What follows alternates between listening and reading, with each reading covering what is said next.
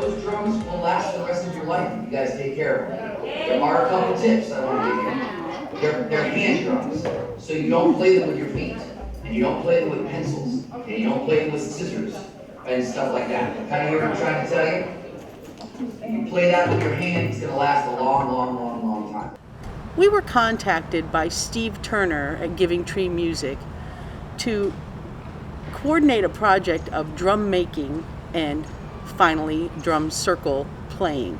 And he developed this project, whereas he supplied all of the art making materials, the drum making materials for our students, and he asked us to select a school that we felt would best benefit from this project. And of course we chose Campbell Park Elementary. We were contacted by the Performing Arts Department, and they had an opportunity for a grant and asked if we would be interested because of our students and the work that we've been doing, not just building with the drum circle, but with the character building and the listening and working together. The students have been truly excited about participating. It was wonderful to have support from our art teacher, who actually allowed our students to make drums in the art program.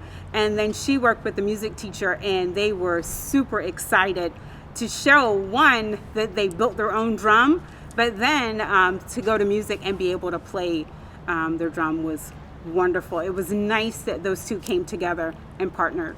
Steve provided all of the drum making materials. He instructed the students virtually via Zoom on the 3 steps of painting the drums and then stretching the drum heads and dyeing the drum heads and the final making of the drum. And then he also then coordinated a drum circle via Zoom so that the students could culminate the full activity with playing the drums with him.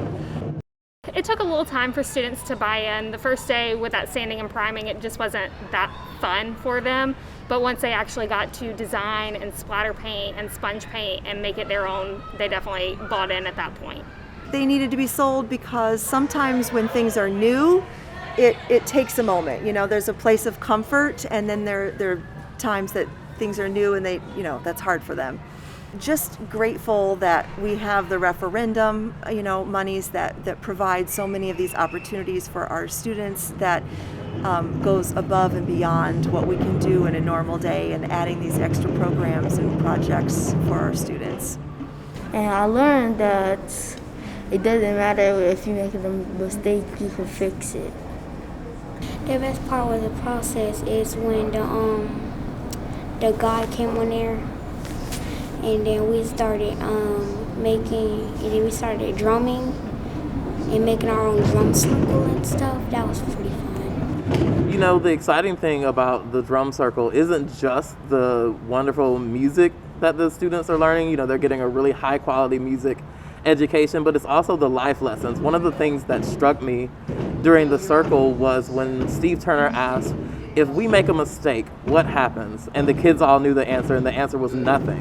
And that's just a wonderful life lesson for the students to get out of it. It allows them to be risk takers, to make some mistakes, and learn that through that process, they're gonna get some useful skills out of it. Going through that process of making mistakes, but getting to the other side is something they're gonna be able to use for the rest of their life. I loved that lesson.